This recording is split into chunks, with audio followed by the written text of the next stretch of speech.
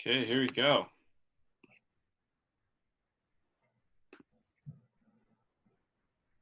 So we got a couple people popping in. Cool. Okay, so it's 3:30. I am not Ross Burke. I'm Eric Carter, and I get to host tonight. But yeah, we're going to start off with Brett Mentor. He's a guide at Altus, lives in Squamish, and he's going to be talking about leadership for us. So I'm going to hand it over to Brett. Go ahead, man. Hi, everyone. Welcome to another day of Winterstoke, the Inside Edition. I'm Brett. I want to first thank all of the presenters that have been online so far. Been a lot of great information sharing and really cool stories and photos and videos, and we're excited to have this event at our fingertips. I'm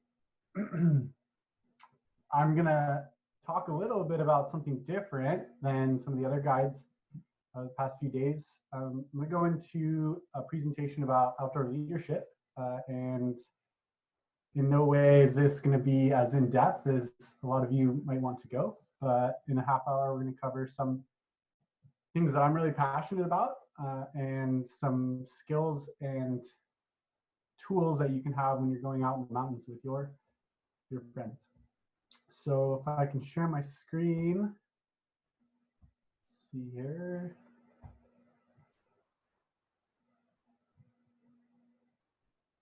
Great. There you go, looking good.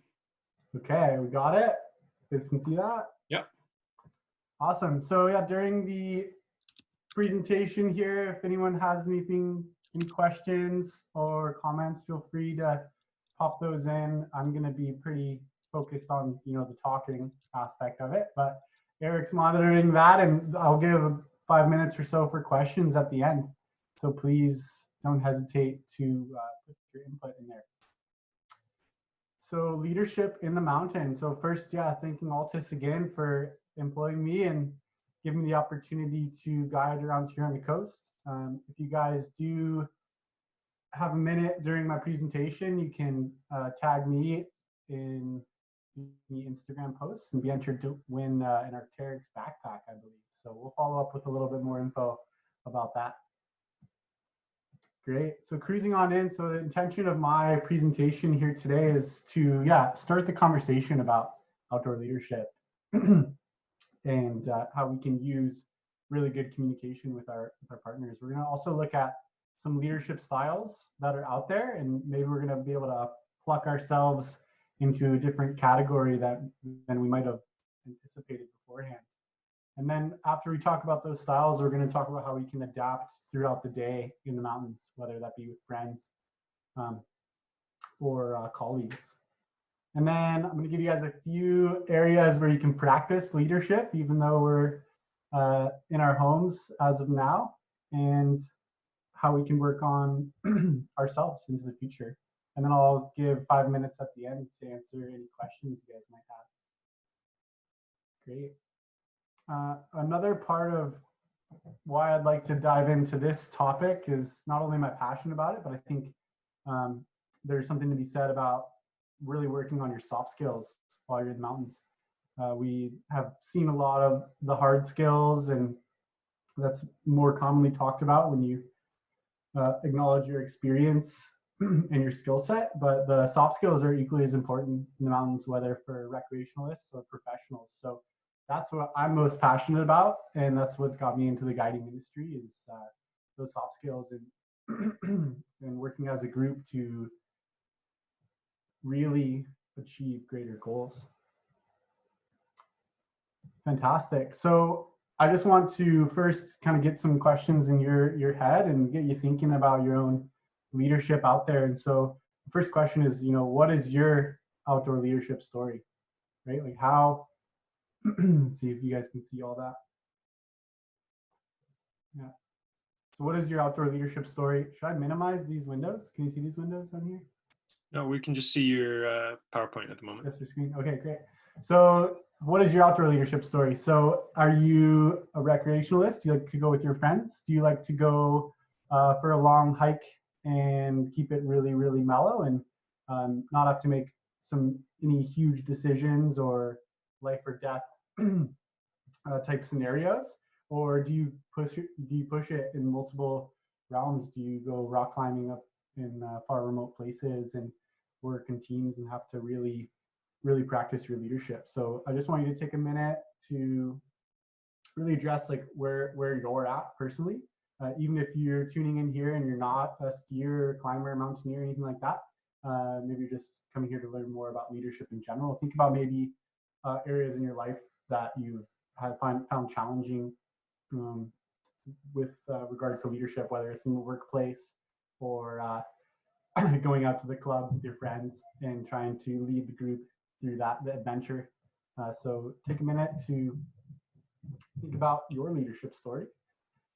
And yeah, also your goals. So everyone that's tuning in here, and again, reminder, this is recorded so you can come back to it later or share later on to really address and think about your goals. So whether that's goals for a particular group of people that you want to get to a particular place and go do a particular activity, or is it really more narrow? Do you have a particular ski descent or a traverse that's something that you want to work up to? So looking at your goals, and not only individual goals but group goals as well, can really help mold your leadership. And then, are you still actively learning? So ask yourself that. Hopefully the answer is yes, because especially in the mountains, continuous learning is the key. So you ask long time, really experienced folks, are they still learning? And they'll always say yes. Tons to learn. So I've got a graphic here, and this goes over some of the really exceptional outdoor leadership traits that have been kind of molded and found over time. There's tons of leadership resources that are out there. This is a particular graphic that I like. So as you go through it, from 1 to 10, read into it. So making decisions, solving problems, right? Careful consideration with intuition, your bias, robust facilitation techniques, right? Yeah, looking at social psychology and being the gatekeeper as a leader. So I think that number 6 is pretty interesting too. Professional ethics, yes, more on the professional side of things. And what are your ethics when you're out there in the mountains? And have we looked at those within the group? Resolving conflicts that could arise, as anyone can attest in the life in the mountains, you do encounter conflict with your groups out there. Organized trips, protect the environment. I think we have a duty out there as outdoor enthusiasts to have a current environmental ethics that we go out there with. And it's our duties as leaders to protect those. And then, yeah, obviously our risks and our dangers in certain situations. Great. So now we're going to kind of move into background. I really don't love talking about myself, but I think it's important to get a gauge on my leadership journey and why I'm sitting here in the seat today and spreading some knowledge. So, early on as a young pup, here's a little photo of me growing up, 2 older brothers, just super active, love the sports, love getting out there, and just wanted to experience all that I could. So I was a bit rambunctious. That brought me into the athletic world quite naturally. And I was always told, you're a natural leader. And I just did not like hearing that. And, eventually got a lot of accolades. And as here you can see wearing the captain's C on my jersey. So had leadership from an early age. But my real passion was snowboarding. So I always held on to that, even though I was in the the organized sports world. My passion was snowboarding from the get-go. And I also really was and am still passionate about people and community. So this is a good shot of a camp I worked at when I first came to Squamish, and when I was 18 years old in the summer, and got to work with a really great community of people. So if any of those folks are tuned in here, thinking about you. And I learned a lot about communication and leadership through working with these folks here. And that brought me into what I was really interested in was outdoor leadership. So here's a shot of me with with a group at a school program I did in Colorado. That's where I grew up. And this is at Colorado Mountain College. So the program is outdoor recreation leadership, and it's a two-year program. And I just soaked it in. I loved it. Which eventually brought me to the mountains of Alaska and leading people in big terrain. So, you know, kind of a dream come true for someone that really liked snowboarding and really liked people and really liked mountains. So it kind of was an accumulation of all that I wanted to do. So from there, you know, I had lots of experiences with trying to be a leader as a young person and as someone who was still doing a lot of self-work in the industry. And so I faced a lot of challenges up here, but I'm really happy. So here's a group of clients and myself up high, all smiles. But up there, there's a lot of stuff to manage, and it was quite overwhelming quite a bit. And I really had to dive into what I learned in my program and how and what kind of leader I needed to be on any given day. So I learned a lot up there, and that eventually took me back to British Columbia, and where now I work full time, mostly ski touring, a little bit of heli skiing now, but yeah, most days at work, this is kind of what I look like, just walking foot by foot, just one step at a time uphill and leading people. So to me, this is a photo of leadership to me, just making correct terrain decisions and moving groups through the mountains. Again, if you have any questions or you want more photos of me as a kid, just hit the comments. So moving in, what I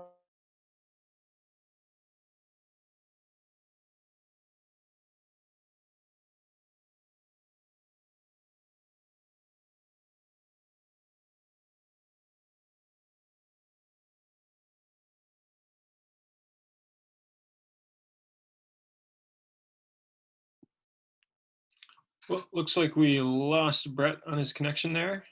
Let's just hang tight and we'll get him back on here as quick as we can. Sorry about that, guys.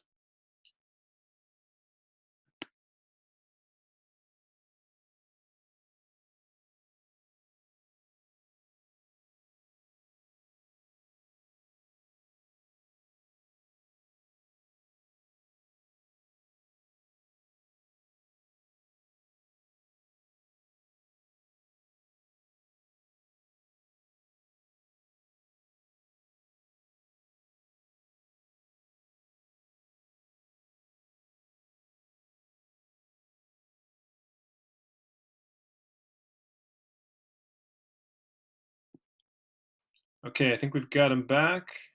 Brett, can you hear us? Yeah, I gotcha. Cool. I, We I lost you for a wondered second there. when that was going to happen. Okay. Let me pull up back on my screen. Sorry, folks. Yeah, take your time, get your screen shared again.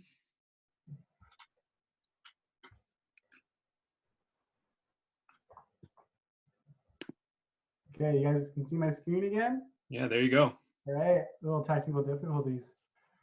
Cool, so rolling through, again, yeah, I just wanted to kind of talk about some differences between recreational and professional leadership. So for me, you know, as someone who was approaching it all from a professional standpoint, it was really easy to take it all pretty seriously and think a lot about what kind of leader I was and wanted to be. But I'm also a recreationalist, and I love going out with my friends. And I find that the most challenging days for me to be a leader are with my friends, being a recreational traveler out there. So wherever you're at, whether there's some professionals that are tuned in or a recreationalists, I think it's good to see some of the challenges that we both face. So for recreationalists, yeah, common challenges are like a lot of the leaders are self-appointed, not like elected, or and sometimes there's a group decision to elect one of the leaders. A lot of the decision making is pretty informal and pretty quick. A lot of times recreationalists lack really effective communication within the group. And a lot of times there's a pretty big spectrum on both sides of different training or experience levels. And then, yeah, like the level of seriousness is always fluctuating between different groups, and also with the risk acceptance and tolerance there. And I find that there's often really poor debriefing in recreational mountain travelers. So there's lots more challenges here. These are just a few that I wanted to list.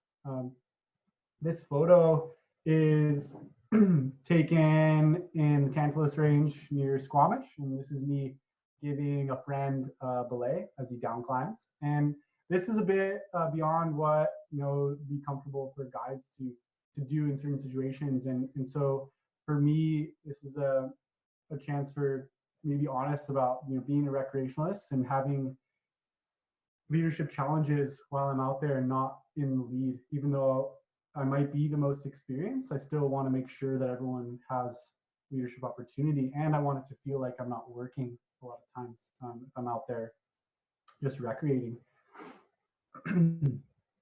So moving into the professional challenges, work dynamics, it's really dynamic out there, the work environment. So constantly changing, all the conditions every single day you go out skiing, it's different.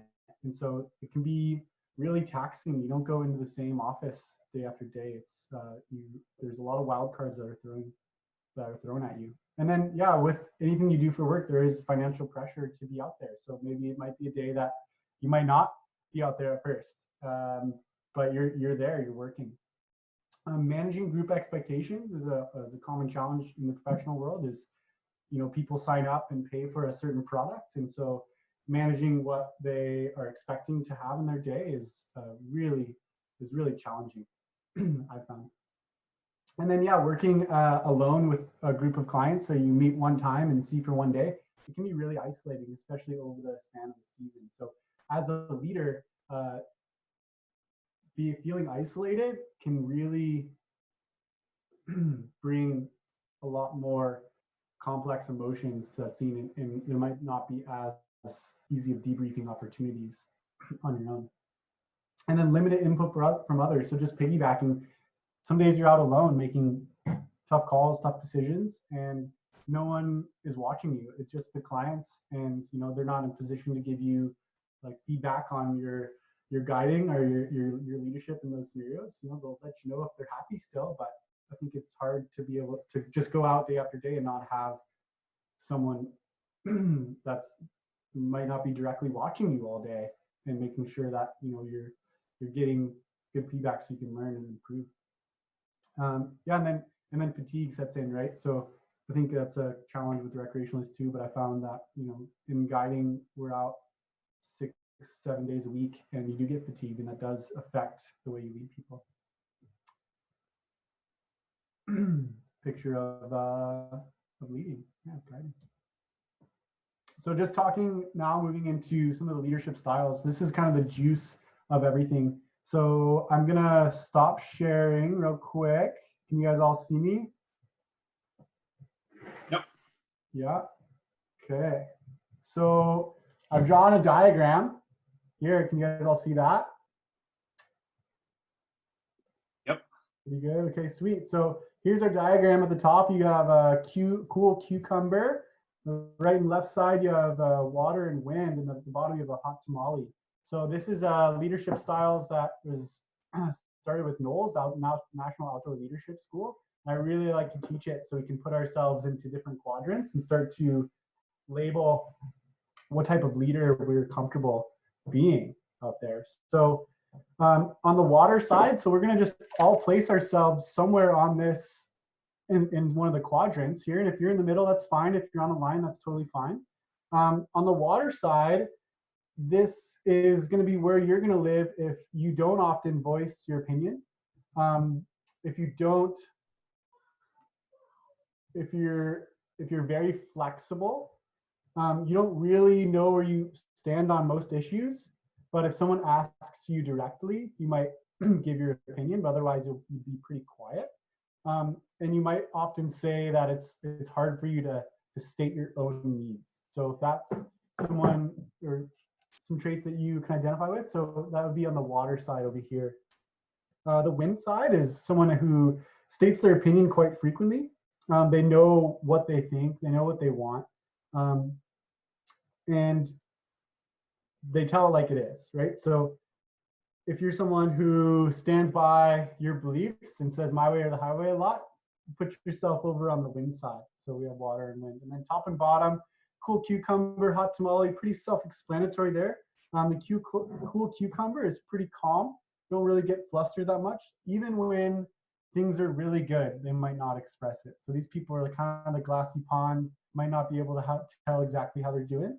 Whereas the hot tamale is, they're gonna tell people exactly how they are, their emotions on their sleeve. They cry during sad movies, right? And the emotions are extremely active. So with that being said, I want you all to just kind of visualize where you'd be somewhere on this. Okay. Now we're going to go back, share my screen again. Everyone got that? Yeah, looking good. Okay. So moving into, come on.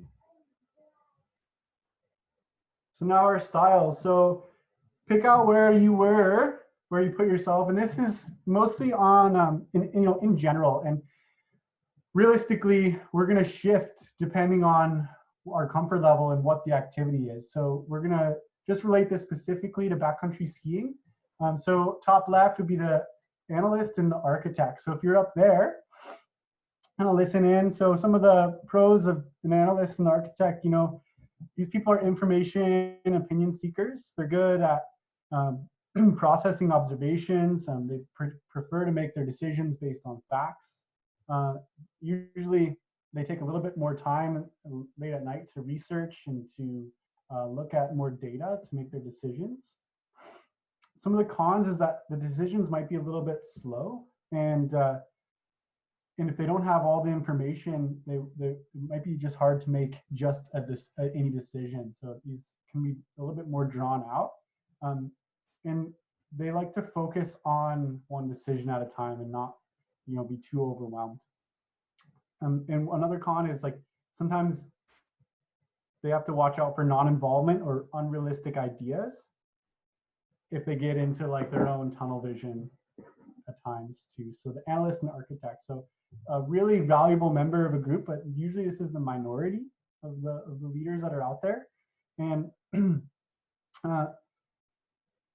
too much of these type of people in a group could lead to really slow decisions that are made, and generally it might be like way more discussion that needs to happen in certain areas. So if you can identify with this, maybe you can use that terminology, the analyst, the architect. So the drivers could be you, upper in the upper right. So the pros are, these people make decisions easily, and like usually it's pretty quick to make a decision. Usually they keep the vision of the whole group, and they're good at taking a stand and being direct. Sometimes they can hurt some feelings, or they might not take into consideration everyone's opinion, and they'll just state how they think things should go. So really effective person to have during a rescue or in a guide type role that just moves the group through terrain. Some of the cons is sometimes people hurt feelings, right? And they can maybe make mistakes moving too quickly, and making rash decisions can be fatal in the mountains at times. They can come across as too impersonal and lose connection. So if you've gotten that feedback before, maybe it's nice to see it all laid out here. Some effects on the group, if a group doesn't have a driver, it can be really hazardous too, not having anyone moving the group. But sometimes one person's in the driver's role the entire day. Okay, so moving quickly, you don't have too much time left, but the relationship masters, they're kind of self-explanatory. They're really concerned about the groups, everyone giving in their information and making sure the group as a whole is happy. So great building rapport, consensus, praise. Might not be super objective minded person, but they want everyone to feel accepted and having fun in the group. So these are great people to have around. especially if that's not your strength, to make sure everyone's heard and everyone's having a good day. And then bottom right there, spontaneous motivator. This is you generally voicing when they're passionate and when they're excited, and to keep the groups, you know, keep the energy high, and to like, you know, be motivating. And these people often, you know, might not know exactly what they're cheering for, but they just want to continuously give that energy. So sometimes they're really emotionally charged, and that can be a problem if things go wrong. So as much energy as they have to be positive with their group, that also sometimes comes down and rebounds negatively. So in these four quadrants, I really like to use this language. And if you're watching with a ski touring partner or someone that you're going out with, you know, use this language when you're working on your own leadership, and when you're out with a group. You know, try to figure out what the gap is. Maybe there are no relationship masters. Maybe you have to step into that role that day. Maybe you've been driving for your whole life and it's time to work on other sides of your leadership. So these are all really important parts coming into a group. Drivers, yeah, moving through, relationship masters, and spontaneous motivators. So coming in now to being adaptable. So throughout the day, you really need to continuously check in. So you need to plan ahead, prepare with your group, what kind of roles everyone wants to take, where is everyone comfortable, and then throughout the day have the conversation about the leadership needed for the certain time. And you got to really read the situation and adapt, and just do your best, right? Be the best member of a group, or be the best leader that you can, and constantly reevaluate. And then most importantly is to have a really constructive debrief at the end of the day. So a good example here, you know, getting some nachos and some drinks in you, and really talking about how everyone felt, where you were at the most risk, how did the leadership go, how were the decisions made. And debriefing is when you really learn and you can improve, because that's what we're all here to do. And so why does it matter to be an effective leader, an effective group member? You know, it's more than just being the first one to ski, or being, you know, the best one out there. It's more about creating a really healthy and communicative group in the backcountry. And so as a professional or recreationalist, every day it's going to be different. So being able to label it, being able to talk about it, that's the first step. So try it out. So this is a picture of me in, you know, big Alaska mountains. And you know what? I pride myself on being really open to new opportunities to be a leader out there. So when you're choosing a movie with friends, how can you work into different leadership styles, right? When you're choosing somewhere to eat, you go for a simple hike. What's your leadership role there, right? What's your leadership role when you come back to work? Okay, are you more of a driver when you're at work, and more of a spontaneous motivator when you're skiing and or biking, or, you know, any type of activity where leadership is necessary? Try these out. I really encourage everyone to get out of their comfort zone. Okay, so I'm gonna stop sharing here and kind of close up, answer any questions that you guys might have. I know it's half hour, went pretty quick. Again, I'm really passionate about this, so if you have questions for further discussion, maybe it might not be now, but maybe later on we can have another session. That was awesome, man. If anybody has questions, type them into the Q&A there, and we'll tackle those. But I'm curious, you know, when you're trying to line up group expectations, you know, when you're out as a guide, how do you line that up with conditions and skills and all the things that go into that, and kind of deal with that? That's a great question. You know, every day is different, and every day you got to go out with a clean slate. So yeah, you're monitoring the snowpack, you're monitoring weather conditions. Those are pretty easy to understand, but the biggest variability is who you're out with that day. So you have to be able to really take a good analysis of their skill level, their fitness level, their objectives for the day. So these are all questions like I'm really blunt about. If anyone on here has ever skied with me, hopefully I've asked you the right questions, right? How much do you ski? What do you like skiing? How can you have the most fun today? What are you really looking for, right? So then I can best facilitate a day. But it's, Eric, it's a big challenge daily for most guiding. Yeah, I can imagine. You've got a couple questions. One of them is, which leadership style are you? Ooh, good question. Naturally, I'm an analyst and architect. But, I think over time I've been put in the driver's seat quite a bit, and I've really liked that in a guiding setting. But when I'm out with my friends, oh, I'm like the spontaneous motivator and like relationship master. I want to get furthest away from the other end when I'm out with my friends. So do you think it's kind of an added skill there to be able to slide between roles?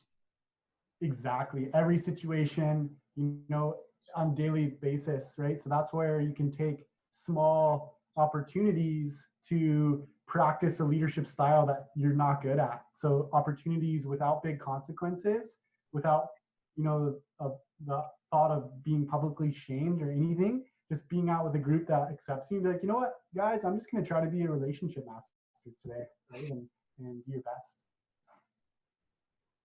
Cool. Anybody else have any other questions?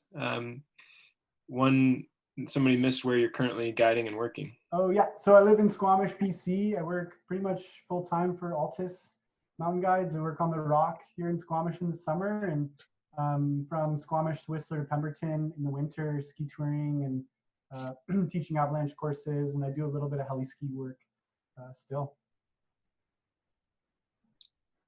Awesome. Well, Yeah, thanks a lot for the presentation. yeah, my pleasure. Cool. Sweet. So let's get Christine on here. She's up next, and she's also a guide at Altus, living in the Sea to Sky here. And yeah, she's going to introduce her presentation for us. Right. Thanks, Eric. Is my audio working? You are fully on. We can see you. We can hear you. Okay. So, awesome. I'm just going to figure out how to share the screen here. Ooh, there we go. Guess I should put on the right one. Make sure you turn off the incriminating stuff first. Okay, we got your Exactly. slides up. Okay. Great. There you go. Perfect. So like everyone else, I'm new to Zoom, learning new things while we're staying inside, which I feel, fortunate to live in the place that we do in this day and age. It's not the worst situation for some of us. So my name is Christine Fleckie. I am an apprentice splitboard guide with the ACMG, and I live in Squamish as well. Work kind of throughout Alberta and British Columbia. And in the summer times, I work hiking guide and a little bit of kind of intro to mountaineering type stuff. And I'm going to talk today about roping up for glacier travel. One second here. Sorry, just trying to learn how this works.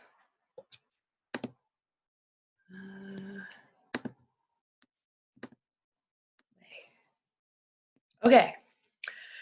So roping up for glacier travel. So this talk, we're going to consider a couple different things. Though the things I'm hoping to talk about, I only have half an hour here, so there's quite a bit I tried to cram in. But roping up, so using a rope or not to use a rope, sometimes we have to make those decisions. Rope type and length, so how much rope, what kind of rope are we going to bring, how to divide the rope to set ourselves up to travel on the glaciers, and then attach to that rope. What do we do with the extra rescue rope that we may have brought? And then just quickly touching on the basic crevasse rescue kit that everyone in your team should be carrying to be out on a glacier. So the first topic here is rope travel.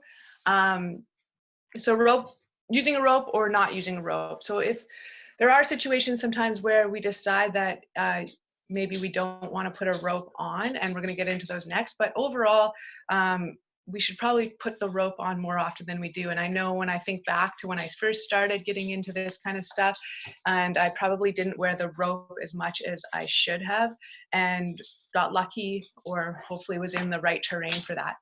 But reasons to put the rope on, one being, is the terrain conducive to crevasses? So are you in more convex terrain? Maybe you're traveling near the outside of the glacier edge. You're just getting onto the toe, or the glacier's moving around a corner, something like that. Those are all places where crevasses are more likely to form. If you have limited knowledge of the terrain, or it's difficult to assess the terrain, maybe because the visibility is poor, other good reasons to wear the rope. As well, we want to think about what the snowpack is doing. Is it shallow, weak, or variable? So maybe you only have 100 centimeters of snow and it's faceted and it goes from 100 centimeters here to 150 over there, and it's hard to kind of keep a handle on it. It's going to be really hard to have faith in crevasse bridging or just in the general snowpack itself. So wearing a rope in those situations adds that extra security. You also want to have the rope on where it decreases hazard. So the rope in general is keeping us safe from a crevasse fall. We'll get into why you might take the rope off for other hazards, but if you're working through heavily crevasse terrain, you should definitely have a rope on for that. In the summertime, we often travel on glaciers on foot, which makes us more susceptible to breaking through crevasse bridges or just punching a hole in the snow in general, deeper into the snow. And we may walk on bare ice, but as soon as we get up into the snow-covered part of the glacier, so above the fern line, we'll probably want to put the rope on there as well. It's going to be harder for us to maybe see crevasses that have been slightly covered by snow or judge the bridging strength. And in general, we want to think about when is the snow the strongest. So our best snowpack is kind of in late winter and early spring, or midsummer after the snowpack has gone through significant melt freeze cycles. All right, so going ahead here, we'll talk about when we might not use the rope. So again, in the summertime, when the ice is free of snow, we can see all the crevasses. It's easy for us to walk around. We've got our crampons on. It's going to be much easier for us to just move without the rope on and just avoid the hazards. We may choose to not wear the rope where walking into terrain that is not conducive to forming crevasses. So in concave terrain, supported terrain, low angle terrain, places where we're very familiar with the terrain and we can see the crevasses or bridges, and it's very easy for us to navigate and link safe places in terrain, which also is helpful if we have good visibility to do that sort of thing with. Again, the snow depth, strength, and coverage plays into this. So good snow depth, on average, we say we like to see about 2 meters of snow on a glacier to start having confidence in that snowpack for bridging purposes. However, again, if you have a poor, weak snowpack, even though you have 2 meters, that might not be enough to give you confidence to walk without a rope. And then the last point here about avalanche hazard outweighing crevasse hazard, maybe this could also include ice fall or serac fall, that kind of thing. But if you're walking into somewhere where having a rope on actually puts you more at risk because you're now attached to several other people, and if something happens to them, you're going to get pulled with them, you may need to consider not using the rope for that area. But another thing to think about is that when you are traveling unroped, you need to constantly reevaluate the decision that you've made and possibly be ready to put the rope on if things change. Maybe the weather moves in, maybe the snowpack changes, the hazard changes, any sort of thing like that. Like, just because you've chosen not to wear the rope doesn't mean the rope stays off forever. Cool. So the next slide here, I wanted just to talk about choosing the rope to bring on your trip. There's lots of options out there. The other day, Jeff did a little talk on the new lightweight rope kits that are out there, which are great for glacier travel.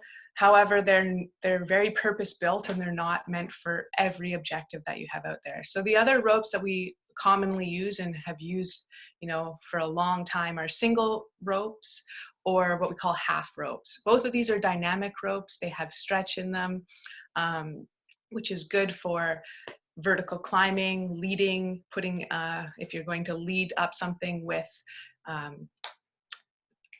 sorry, just blanking here, protection, you're placing protection or something like that. You don't want to do that on a static line where you could possibly take a fall and shock load that line. That's not a safe way to travel with a static line, or a hyperstatic line, sorry, I should say. So choosing that rope is super important. Also considering, do I need 1 rope or 2? What's my objective for the day? Maybe I need 3 ropes. We're moving away more and more from one person carrying 60 meters of rope. And I mean, Lori touched on it in hers. We want to have lighter packs, save our backs, help ourselves out for longer periods of time over our course of our career here. But it also is good not to have all your resources in one basket. So by splitting up the ropes, we can have more rescue rope available. So it's more common now for people to maybe choose to bring 2 chunks of 30-meter or 40-meter ropes, something like that. And then if you are going to move together as one big team, the person in the middle would clip into both ropes and continue on like that. One rope I want to mention out though that is not recommended for glacier travel is what we call a twin rope. This is also a dynamic rope. It's meant to be used with another rope. It's twin. And these ropes just tend to have even more stretch than a single or a half rope, which can be a problem when you get into actual rescue. Person falling is going to put more stretch on that rope, and they could possibly fall farther into the crevasse, wedge themselves in, that kind of thing. And then when you are hauling people out, you're going to have to haul through even more stretch in the line than you would on a single or a half rope. So that's the reason that we don't recommend using twin ropes. Okay, the next slide here. So dividing the rope.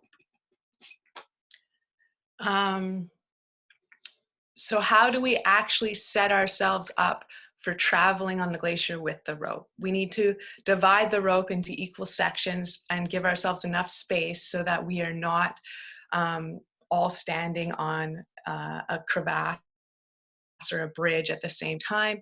And we also are giving ourselves enough space to kind of work as a moving belay. If someone does fall, we're far enough away to catch that fall. And so this also is something to think about. You know, traveling in a rope team of just 2 people doesn't give you a lot of anchor if I fall in and the person behind me is only 10 meters away and they get pulled 5 meters, and now they're like right close to the crevasse lip, and it just becomes a lot more complicated and harder for them to hold that fall versus having several people on that line. If I fall in, there's just a lot more weight and anchor behind me. So we recommend definitely traveling with like 3 to 4 people. And then if you are traveling in bigger teams, maybe you have several rope teams of 3 to 4 people on a rope. Another thing to consider is the size of crevasses you plan to be dealing with. And so as you cross through or weave yourselves through crevasses, have to cross crevasse bridges or maybe walk in echelon formation along a crevasse, how much rope that's actually going to take to allow your team to do that safely. And so on average in the area that we live in here, Squamish, like the Coast Mountains, interior, Rockies, we're probably putting about 10 to 12 meters of distance between each person and the rope team. If you start getting into bigger mountain ranges with bigger glaciers, you're going to up the length of distance that you put between people. And then another consideration while doing this is that each knot you tie is overall is probably taking up 2 to 5 meters of the overall length in your rope. And so this is important because when you are finished configuring your rope, you want to have double the length of rescue rope available on the surface than what would be between yourself and the next teammate. So if I have 10 meters between me and my teammate, I want to have 20 meters of rescue rope available on the surface. If I bring a 30-meter rope for 3 people, I don't really have enough rope there, and it would be useful to have a second 30-meter rope in the team, either carried in a pack, or maybe we've got both ropes kind of strung out and we've worked something together there. I'm hoping to just kind of roll through the slides here, and then if I have time, actually get into showing you some of the skills. So let's just keep moving with the slides at the moment.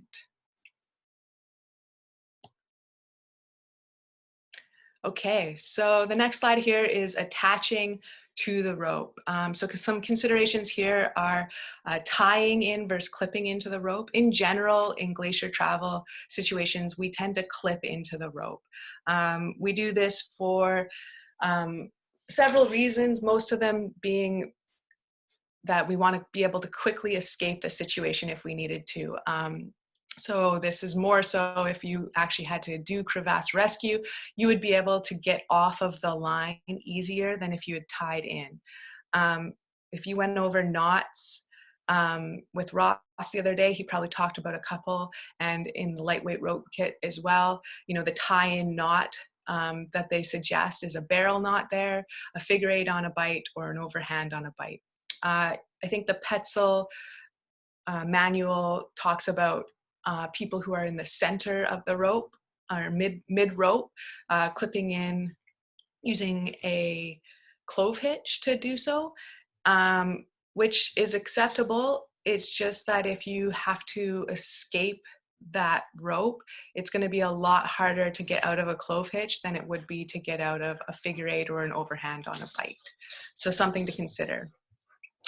It's also important how you, or what kind of carabiners you clip into with on a glacier. So unlike rock climbing, we are not constantly checking out our rope and our harness, and we kind of walk and just leave everything there for a while, and things move and shift and rub against each other.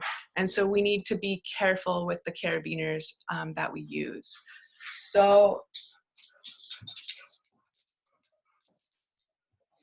the old standard is having kind of 2 locking carabiners, or a locking and a non-locking carabiner here, if everyone can see those, opposite and opposed. So you would clip in on your belay loop with your carabiners, and you want to have the gates opposite to each other so that when if one does open, it's blocked by the other carabiner.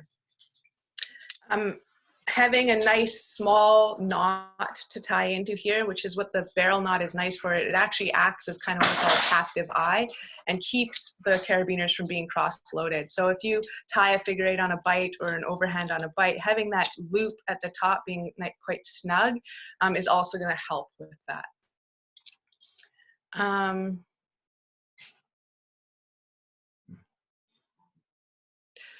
Sorry, just trying to read my slide there. So then you've clipped into the rope, and you definitely need to do a buddy check. So you want to check that your harnesses are all good to go. Everyone's got the right carabiners used. Another carabiner story here that I forgot to mention now that we could use is what we call a triple action carabiner. So it's going to take 3 movements to open this carabiner. So I have to push up, slide, and then open. And that is acceptable to use on its own. And this one has what we call a captive eye as well. So you'll slide the rope in there and it's going to keep this carabiner from being cross-loaded. So personally, I like to use this one for clipping into the rope. Can you just cancel your screen share for a second so people can see you? Yes, I think. 1 second. At the bottom. I just have to find the... At the bottom, the green button. Yeah, for some reason it's... There we go. Cancel. Stop share. Okay. There you go. Now everybody can see you. Oh, sorry. No one could see me before. Right. Okay. Can you see me now? Oh, yeah. Okay. Sorry. So back to the carabiners. So clipping in, you would want to use either 2 locking or a non-locking and a locking carabiner, opposite and opposed. So the gates are facing away from each other. Or you could use what we call a triple action carabiner. So it's going to take 3 movements to open this carabiner. And this one has what we call a captive eye as well. And that is going to help the rope from cross-loading while you're walking around. And then again, saying if you tie your knots kind of snugly, that will also help if you didn't have a captive eye. So then you go through your harness check, and I'll go back to my screen share here. Play. So checking that the harnesses are high and tight, so the waistband is up over your hips, everything is locked and secured, you're tied in correctly. And then one other consideration is pre-rigging what we call the prusik hitch. And this is kind of scenario dependent on what you're doing. Maybe you want to have that on or not. Understanding what the use of that would be helpful in making those decisions. It's very helpful if you did have to do crevasse rescue to have that already pre-rigged. You're set up to transfer the load onto the anchor right away. You're also set up for belaying yourself in towards the anchor. And so the prusik hitch can also be used outside the crevasse rescue to kind of belay up and down and keep slack out of the system. But it does take some practice and understanding why you'd be doing that. So lots of people walk around without it on there, lots of people walk it with it on there, but it's just a decision that you need to understand why you're making. Okay, so the next slide here is what do we do with the extra rope that we have for rescue. Possibly you have none, maybe you've got 2 teams of 4 people and you're gonna have one full team on the surface and they have a full extra rope with them and maybe that takes care of it, but likely you're gonna have some extra leftover rope. So the most common ways for people to carry rope is probably just to lap or butterfly coil the rope and then stick it on the back of the backpack. And then it'll come down and you do your tie-in and you're off to the races. Another common way that you see is the mountaineer coil. So like in the picture here, you've got the loops around the neck and those will become tied off. And then you'll tie off and then tie into the rope. And that is useful if you are maybe needing to change the rope lengths and maybe you take, so this is, we use it often in guiding when maybe I would have rescue rope in my pack, but then I would take coils in between myself and the person I'm next to shorten the rope if we had to move through some terrain that didn't require a long rope setup. But to walk around with, 30 meters of mountaineer's coil around your neck for a whole day, just because is not the most comfortable and probably nicer to have it in a lap or butterfly coil in the backpack. And another option that a lot of people are doing now is the stuff sack. The rad line comes with a stuff sack and you just have it kind of stuffed in there and then in the pack.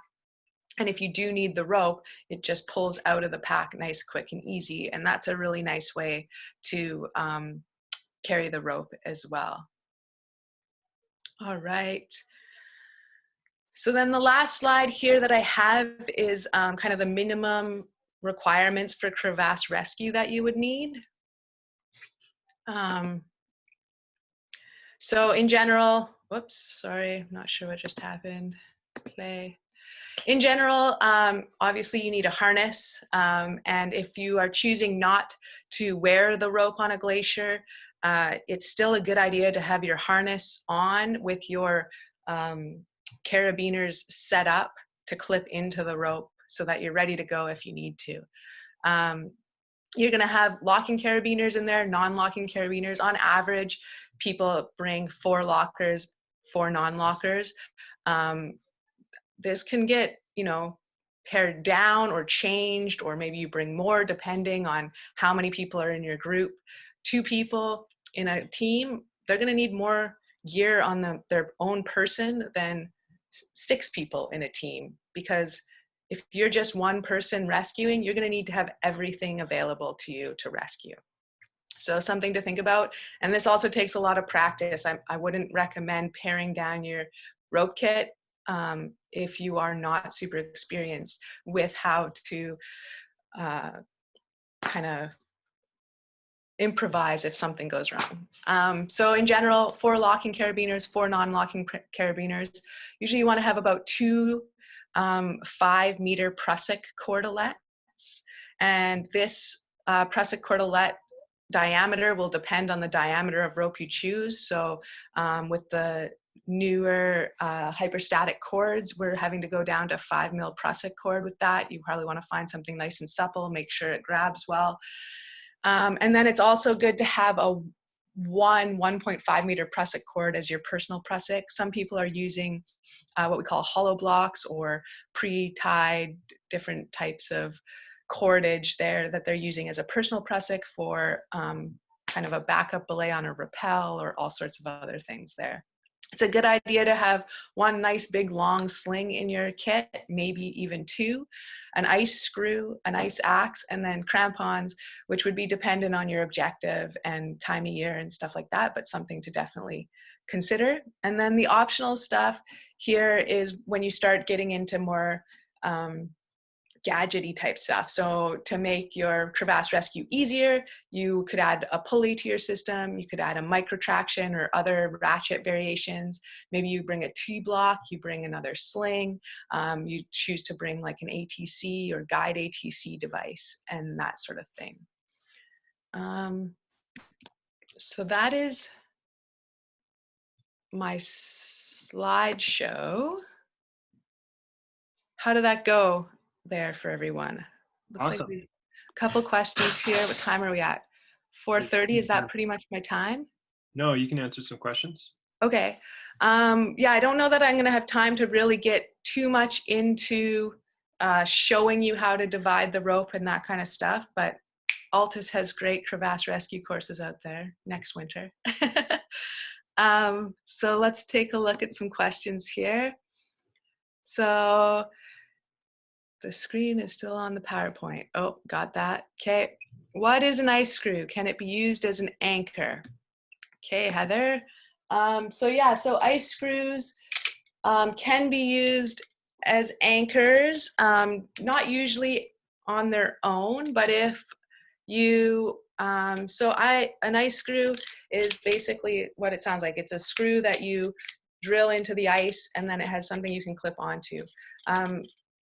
You may need to have a specialty tool as well, depending where you're going, called an abelaclave, which would help you make what we call a T-thread anchor, or an abelaclave anchor, sorry.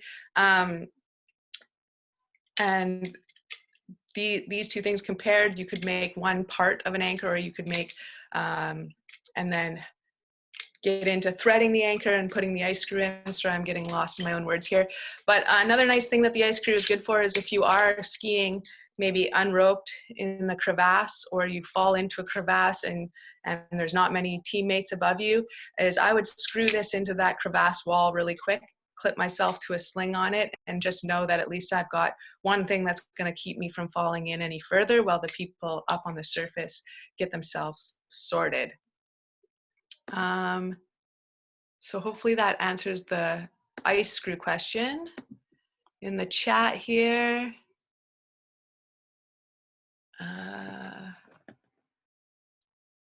what are the, oh, sorry, go ahead. I have a question for you. Yeah. How do you decide when when you're on a glacier and you're roped together crossing crevasses? How do you decide when to switch to using an anchor and a belay? Sorry, say that again.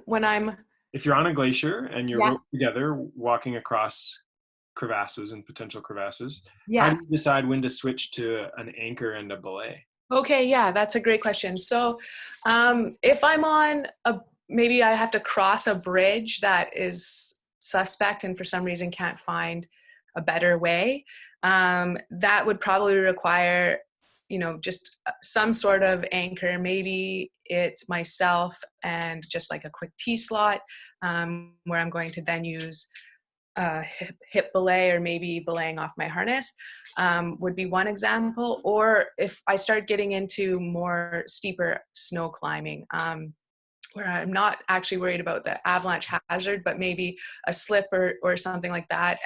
People could slide, or there's some crevasses below if we did fall into. You'd probably want to be, if the steps aren't good, you're kind of more on hard snow or somewhat icier conditions, switching over to an actual anchor belay versus just a walking belay would be important in that situation. Any other questions? It looked like there was some in the comments here. Let me just see. What are your thoughts on the magnetic carabiners for glacier travel? Are they acceptable substitute? So you're talking about like the positron ones, I think, where you click the sides. Those work okay. They just tend to freeze a little bit. They work well in the summer. They work less well in the winter, I think. And if you're using a split rope, 230 meters with 3 people, have person in the middle tie into both. Okay, good question. So again, we're trying not to tie into ropes. So what you would do in that situation is you would have them clip in. So at the end of each rope, you would tie your figure 8 on a bight, your overhand on a bight, your barrel knot, and they would clip into 2 different carabiners to that middle line. So they would have two different lines coming off of them on 2 different carabiners. Can you comment on skiing down unroped versus roped? Yeah, so skiing down roped up sucks. It's hard to do. It's hard to keep the tension in the rope. In general, the reason that you're skiing roped is because you want to have that distance between each other, and when you're moving downhill, it's harder to keep that rope tension and keep it from piling up in your skis and stuff like that. So you have to really be good at communicating with your rope team. You're going to go slowly, especially somewhere on the Columbia, you're probably got a big pack on doing that too. But it does happen if you're skiing in a whiteout, if you're skiing, it's happened to me where I'm on the Columbia ice field and we walked up and it was all good, and then we camped and we came through and it had snowed overnight, and we couldn't trust we just couldn't trust that we knew exactly where those crevasses were anymore, and we had to basically ski down roped up. So oftentimes people want to ski without a rope on, but it does happen where you have to have a rope on to ski down. Yeah, there are a couple decent videos out there on the website. If you just search kind of roping up for glacier travel, that go over dividing the rope and stuff like that, if you guys are looking to get into that right away here. But it's a little hard to do over the internet at the moment. Is there any more questions out there? We've got one question about catching a fall on skis, not Okay. necessarily with crampons on, and how that's different. How to catch on a fall on skis. Right. Yeah. So something to think about in a snow environment is that the snow itself offers a dynamic belay. So one of the reasons that we're getting away with using these hyperstatic lines in winter glacier travel is the fact that the snow is absorbing some of that energy. So catching a fall on skis in deeper snow, just by falling into that snow itself is going to already give you an advantage, because you're going to dig into the snow, the rope's going to cut into the snow. But yeah, it can be a little hard. You're going to do the best you can. You're going to try to dig in. You probably don't have an ice axe in your hand like you often do in the summertime. You've got ski poles, so you're going to get your edges in, try to turn onto your belly if you can, and possibly once the fall is caught, maybe you consider digging yourself in a little more. But the skis themselves are also helping you stay above the surface, and you're now in a situation where you're not entirely sure that you're in a safe spot. So before you hop out of your skis and kind of punch deeper into the snow, you will want to be able to confirm that it's okay for you to do so by probing at some point once you've got an anchor built. Are there any tutorials that are ski specific? Petzl, has quite a few great tutorials on just kind of ski mountaineering in general, as well as G3 has a whole kind of tutorial series that they go through that you can get some good information from. I didn't prepare a resources page, unfortunately, but I would definitely check out those two places.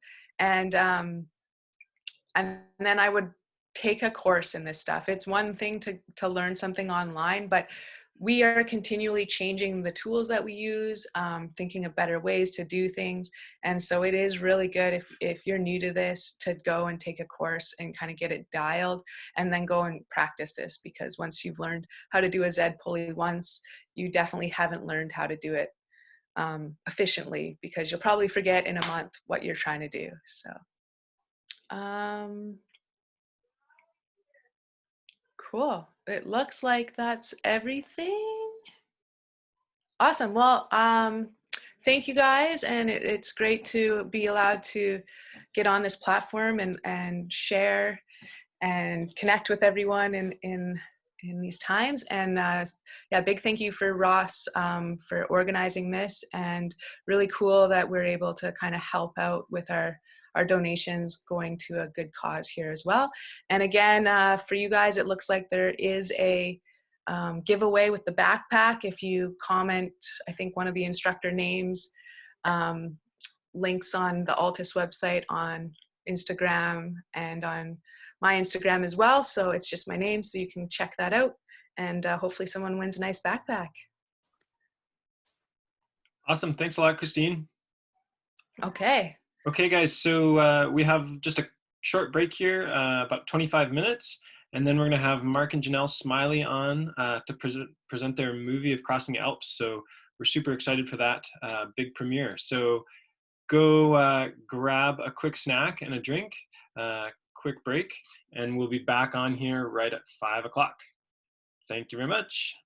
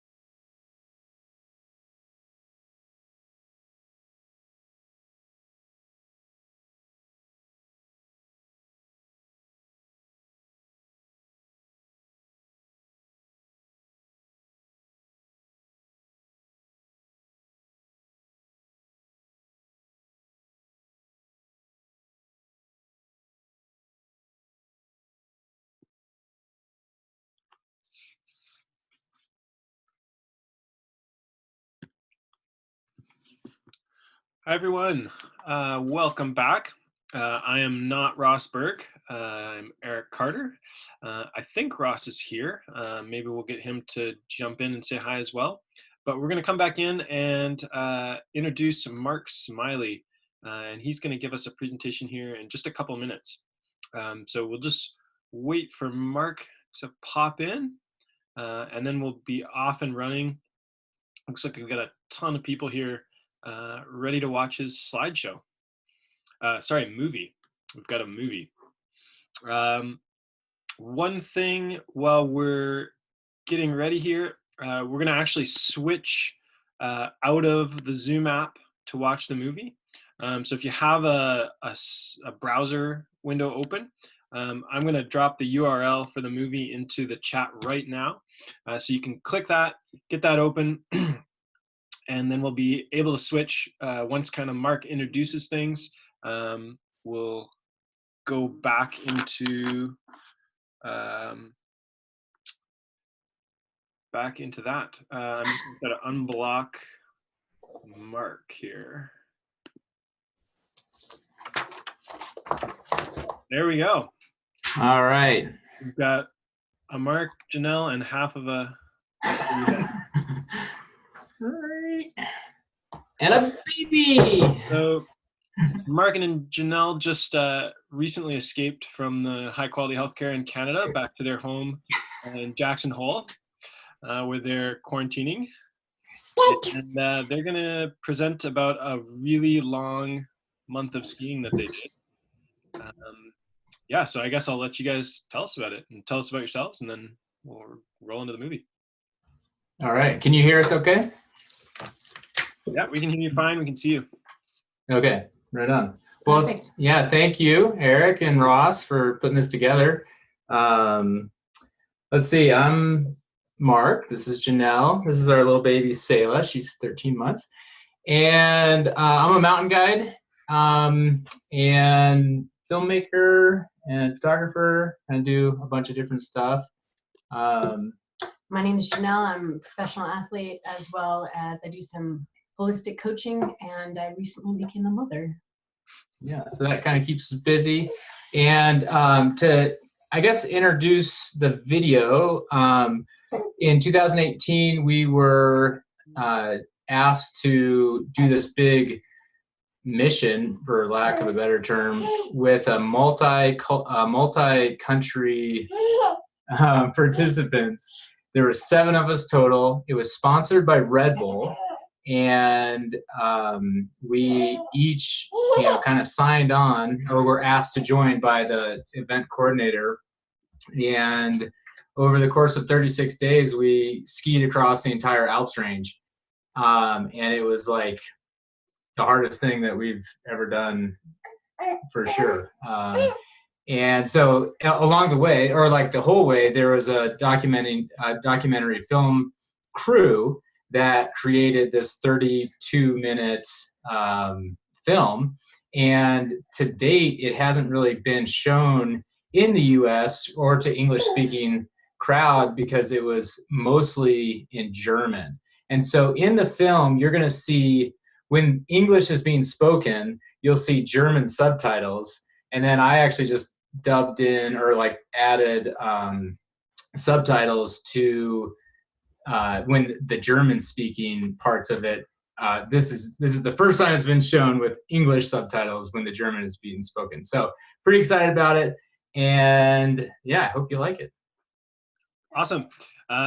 Super stoked. So we're gonna come back into Zoom. Like everybody can leave Zoom going in their background, and then we'll come back into it at the end for like a bit more of a panel question and answer. So. And Eric, the other thing is that the video is password protected, and the password's Mark with no caps.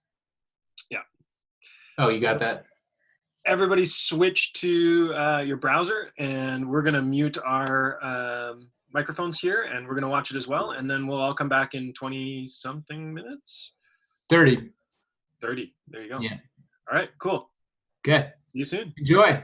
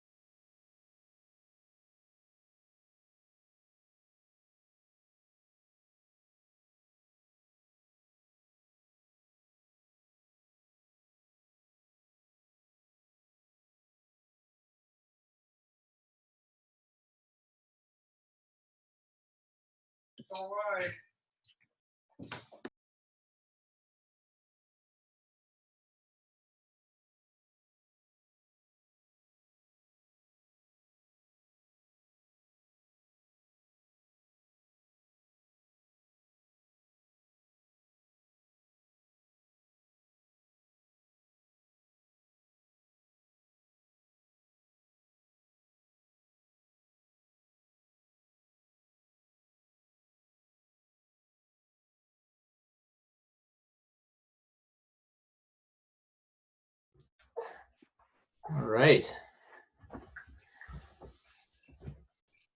We back on? Sweet, we are. I think probably a few people are going to be a minute or two behind us.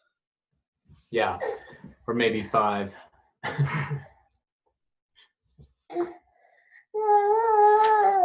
So is the the theme of the traverse, eh? Yeah. Sweet. Looks like a couple people coming back here.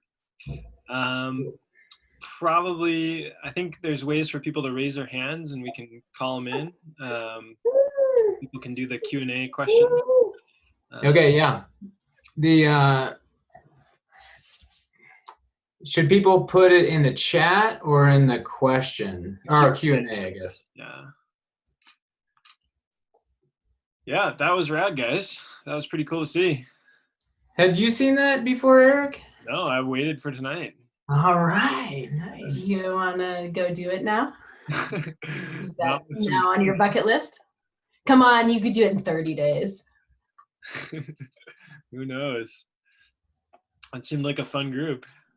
Yeah, it's one way to put it, for sure. I think, we found our groove. Definitely found our groove eventually.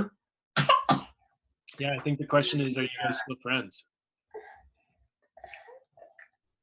Well, let's give them a few more minutes. Let's talk about non-consequential things at this moment. I think we're still friends. Yeah. That's good. Yeah. She sorry, babysitters are kind of hard to find right now. And so we have a little bit of a distraction here. That's okay. Yeah. We're still waiting for the video to finish, so we won't get too deep here yet. The thanks for those other. I watched the other 2 presentations before us, and that was super cool. I was actually thinking about like that chart that they were talking about with the different personalities. It's like, I don't know, I kind of feel like I touched on every single one of them throughout, any given day. It was like, well, now I'm a firecracker, and now I'm a, hot tamale, and now I'm tired. Yeah, I feel like that group was maybe driven by the drivers. Yeah. A little bit. 100%. I guess we could maybe start doing some of these kind of like the frequently asked questions, I guess. The group dynamics were as difficult as No, they that's appeared. like the deep one. If not, that was, I think, almost worse. Not worse, but it was maybe one of the most challenging parts of traversing the Alps was the dynamic of the group. So to answer your question. Yeah, actually, if people are in the Zoom right now and can hear us, maybe just pause it and you can finish it after we hang up here, because you'll have that link and you'll have that that Vimeo password. So it looks like there's a couple of people that missed the movie. We can send links to those who missed the movie and they can see it at a later time. Yeah. Yeah, they're also in the chat, so people can grab that from the chat. Yeah. Okay, so we'll start at, let's see. Oh, there's so many good questions here. So how did you film the journey? I think that's a good question. So it was filmed, anything that was on mountain was mostly done by the athletes. Anything where we're walking on roads or at camp was filmed by the production crew that Red Bull hired. And then they took our footage from Red Bull or from our GoPros and then from the cameras that we carried, mostly done by Philip, Mark, a little bit from Tamara. A few of us carried cameras at different times, but that's how we got all the footage and put it together. Did you feel like were you filming quite a lot, or was that just a small part of what you were doing? It was small, definitely a small part. Yeah, I mean, I had my camera the whole time, but just to get it out was like such I mean, it was so hard because these guys were so fast that, you know, I had it down to kind of a science where, like, if I had to take a jacket off, I would lose 30 meters. If I had to take a backpack off, that was 50 meters. If I had to pee, that was 75 meters. And so to get out the camera to take photos, you know, it was a big penalty. And it shows the incredible athleticism of Philip, who was not only breaking trail most of the time, but also taking photos and, you know, getting into position and then running back and forth. I mean, the guy is like phenomenal, like Very talented. very talented. His engine is so big. It's pretty cool. Cool. Okay, so we got another question here, and this is one that I'm kind of curious about as well. But I remember talking to you guys before this, and Mark was pretty insistent that he was going to use fat skis the whole trip.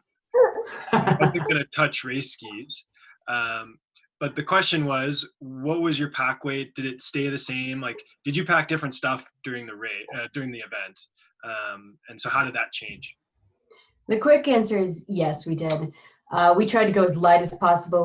We didn't have to carry overnight stuff, so we basically carried food and water. And then the pack weight changed depending on the objective, whether we needed crampons, whether we needed ropes. That was rare. Most of the time we went without. Maybe we'd take one rope for the team or two ropes for the team if we're crossing glaciers.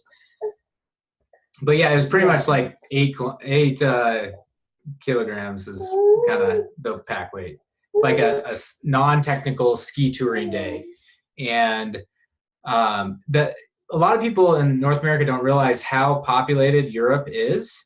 And there were only maybe half a dozen times in the whole traverse where I could, at a high point, look around and see no human, you know, anything, like pure wilderness. And so I say that to say that we were going up one, you know, mountainside and down the other, and then the support crew would meet us, and we could grab, you know, more water, more food, etc., and then keep going on. So it was, by all means, like fully supported mission.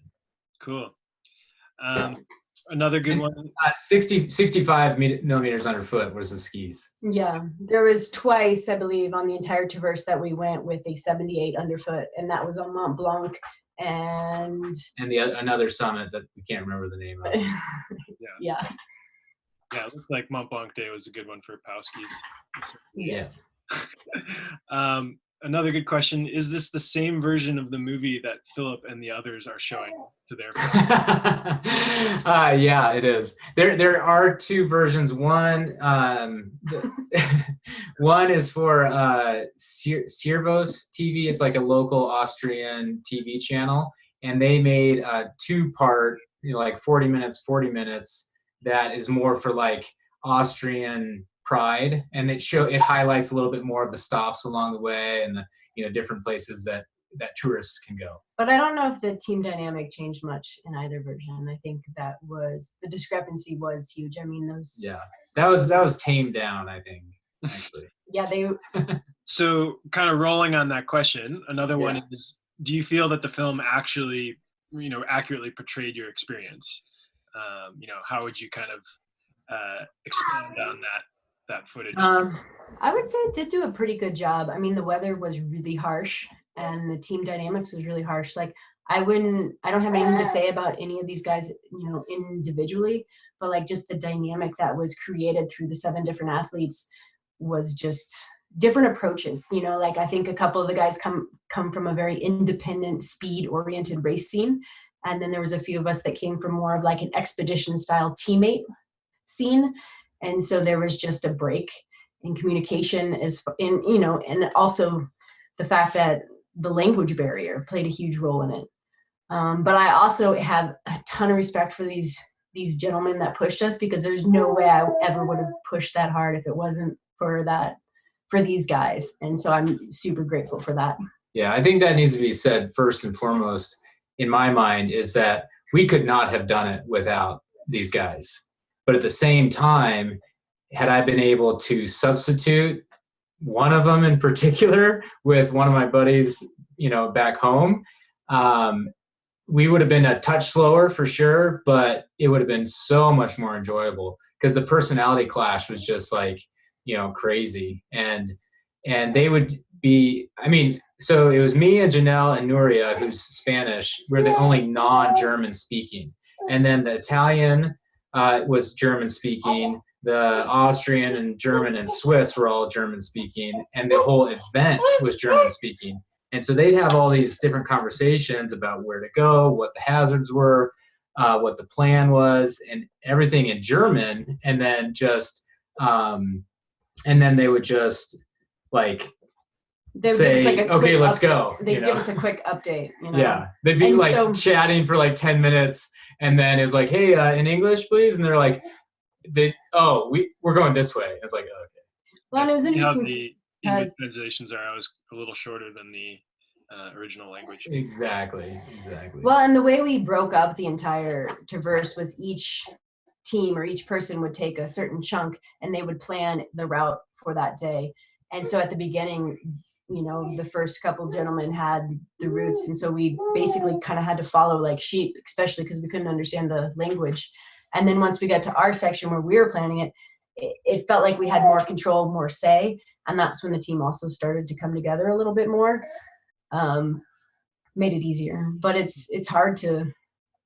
was a hard event.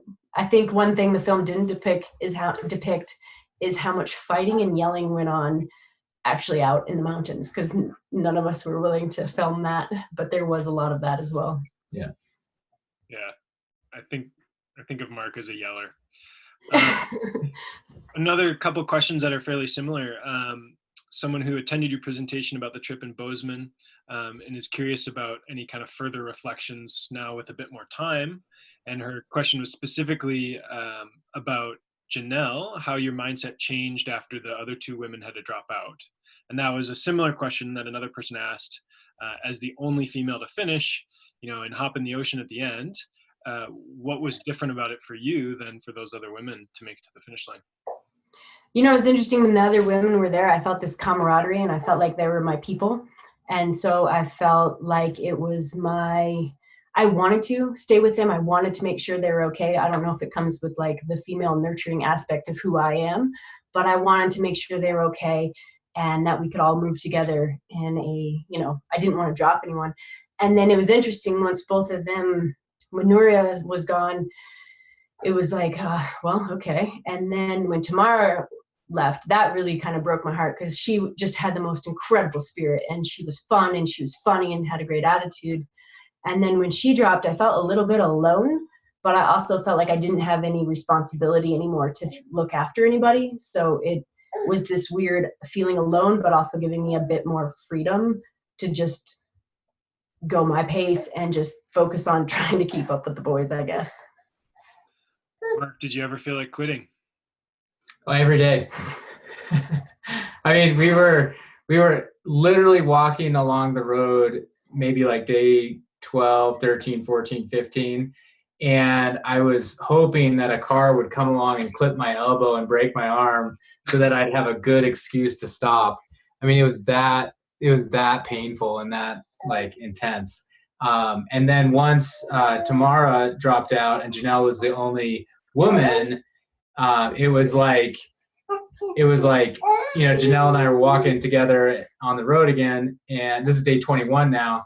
And Janelle's like, if I do this, I'll be the first woman that's done it this fast. And I'm like, no, Janelle, you'll be the only woman that's done it this fast. And it was like a light switch just went off. And from that point on, quitting wasn't an option. And so then it was like, drivers, you better drive carefully.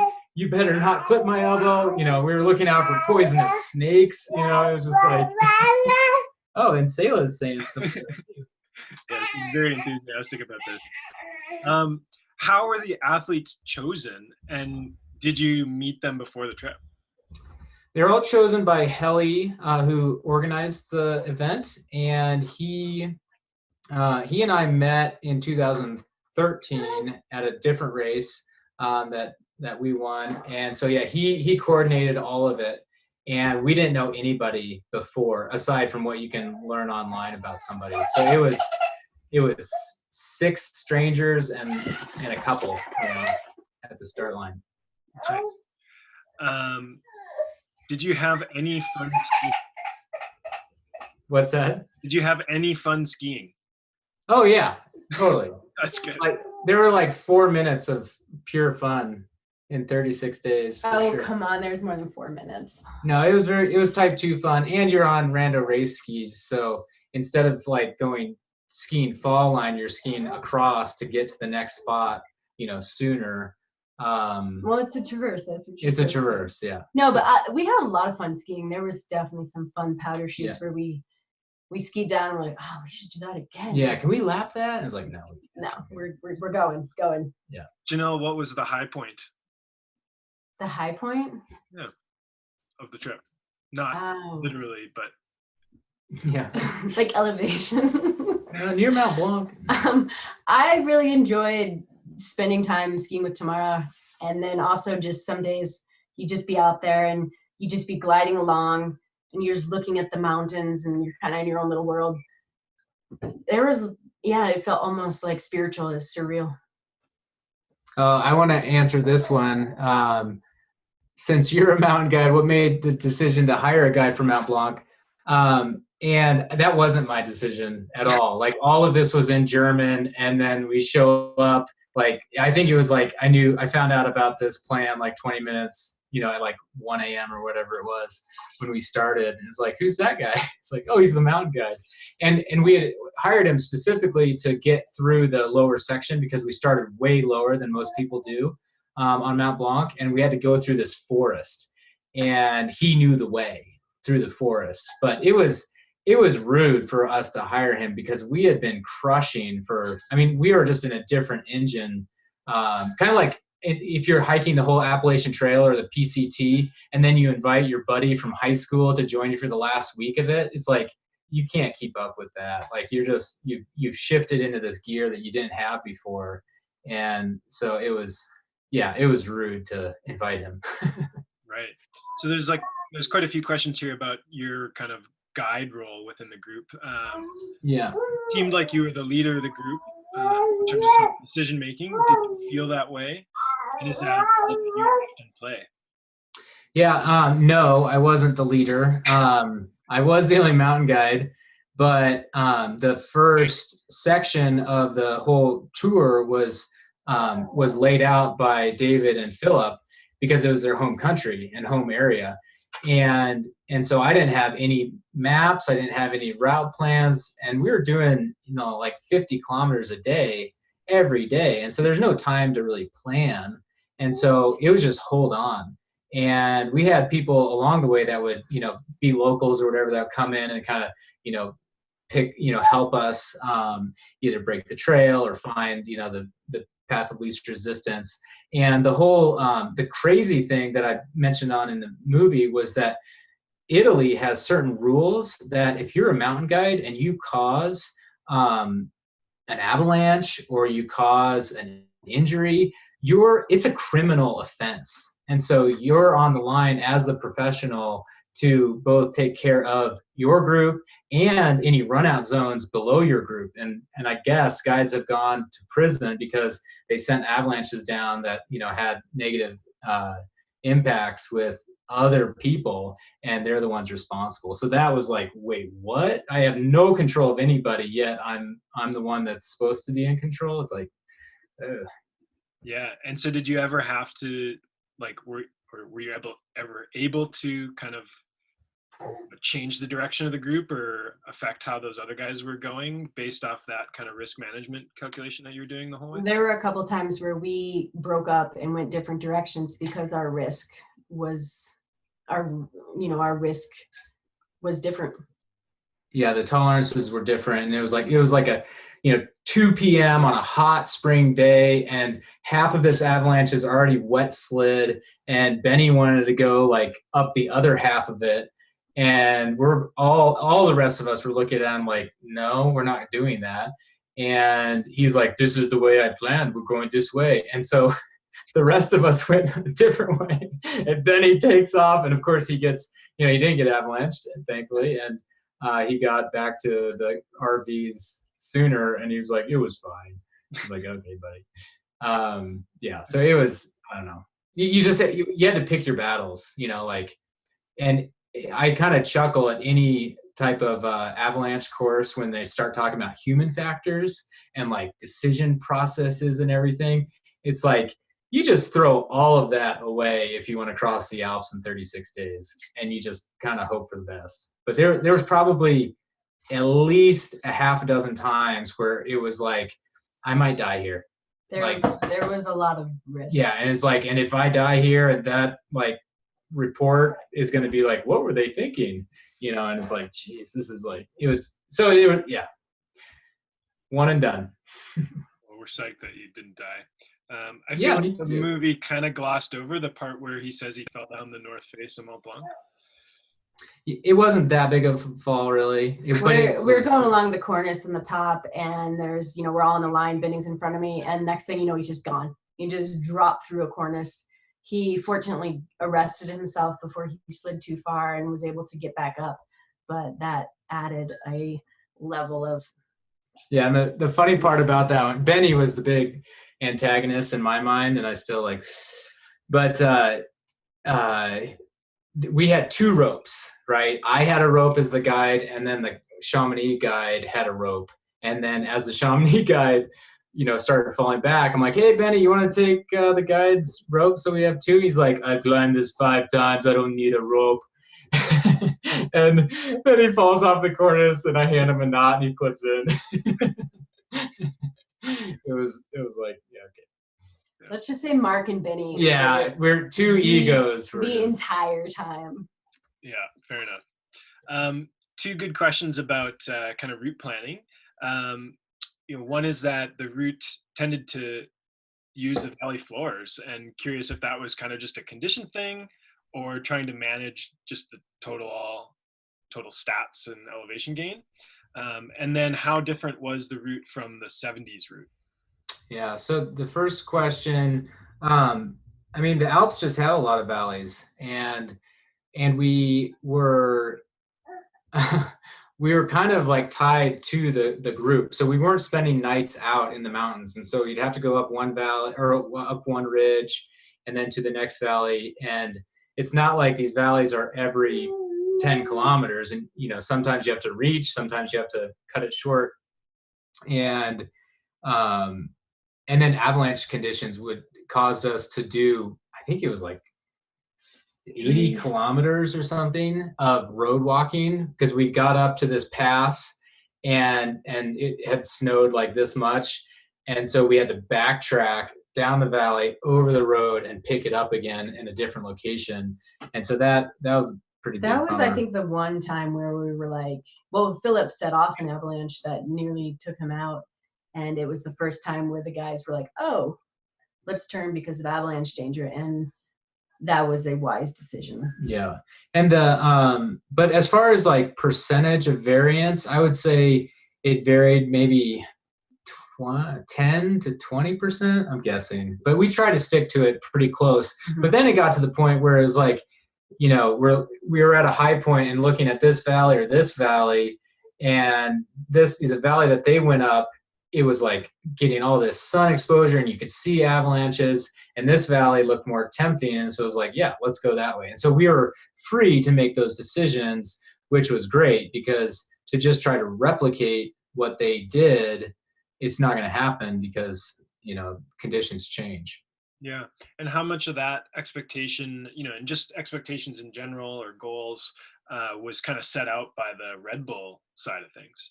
Like not really anything. Red Bull basically had a few rules. At least 4 people had to make it to Nice, so we did have to work together as a team to be successful. What were the other rules? We had to stay together. We had to spend every night in the same spot.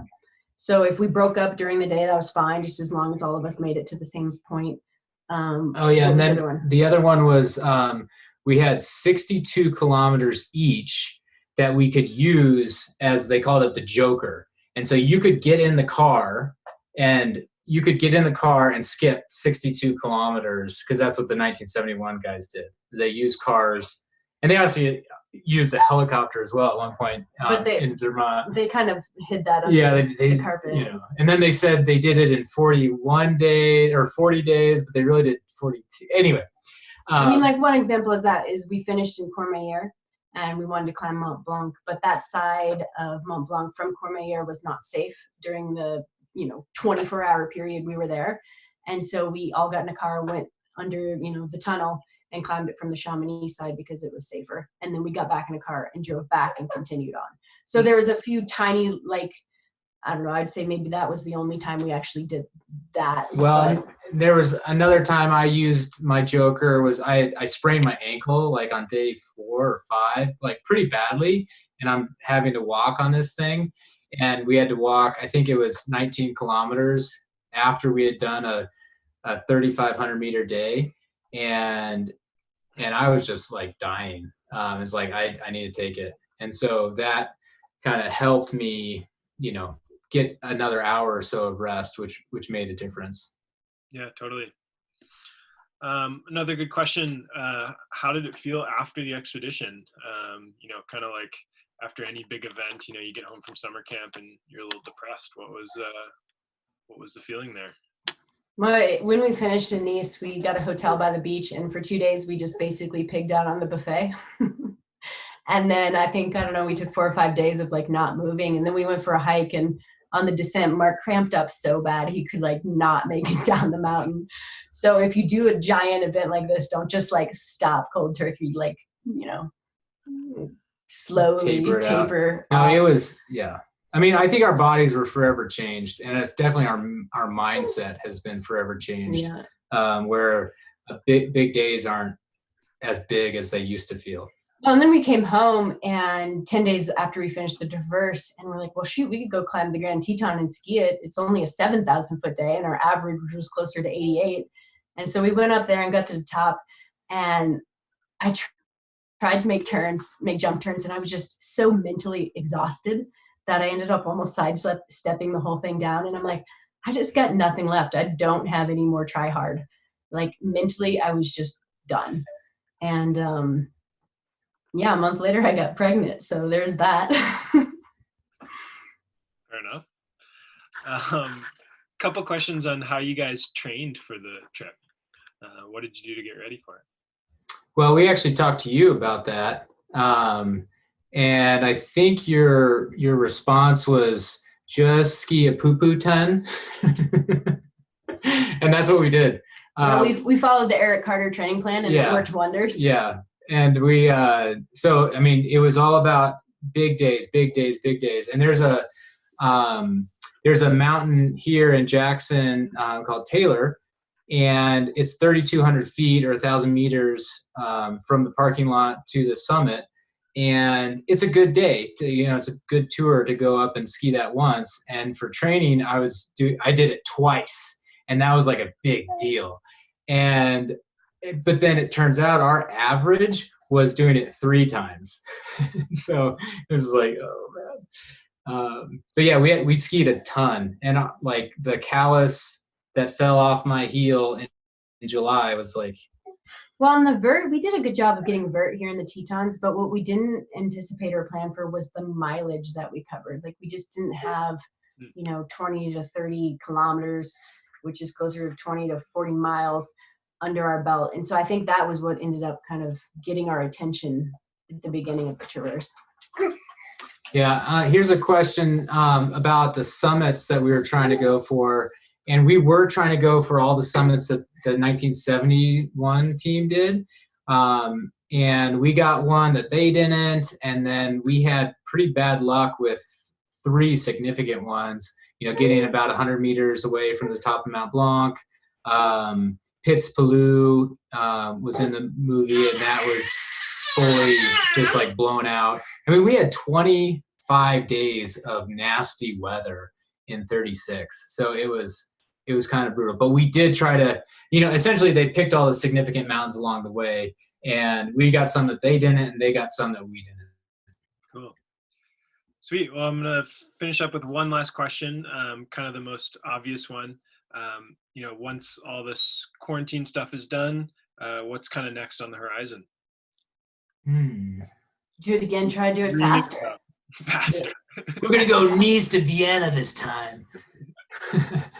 No, I'm currently super psyched on 4-buckle boot ski mountaineering objectives, and where the skis are like 107 or so, and so less of this and more of this. It's kind of my thing, but I don't know. This whole like coronavirus is kind of. I mean, we're in a full tailspin. Like my schedule's been fully wiped out, and it's like, when do you even start planning? And like all the plans that we did have are erased now, and I don't know. I can't wait for this to be over, I guess. But this kind of helps. So thank you. This is fun. I don't know. I'm kind of enjoying it. There's like no FOMO going on right now. You can do home projects, you can hang out, and you just don't feel like you're missing anything. Yeah. Yeah. Obviously, you don't feel the same way, Eric, huh? Yeah, maybe not so much. Cool. Well, thanks a ton for presenting, guys. This is super cool. Yeah. Thanks for having hosting. And yeah, if you guys have other questions or whatever, or want to try to do it in 35 days, you can reach out. We'll give you all the beta. Yeah, all I the beta. encourage you to see if you can. Well, I don't know if I would recommend anyone trying to break the record. You really do put yourself in a lot of risk. Yeah. Totally. Everyone stay healthy and stay positive out there. Sweet. Okay. Well, just a reminder to everybody, there's like a couple giveaway contests here. The Arc'teryx backpack, you gotta look at the Altus Mountain Guides Instagram and send in a post for that. And then Blue Ice has some equipment as well. So yeah, check out Instagram and enter those contests. And yeah, I think that's about that for Winterstoke. I don't know if Ross is around at all, but otherwise we're gonna sign off. Cool. All right. Well, thanks a lot, guys. See you later.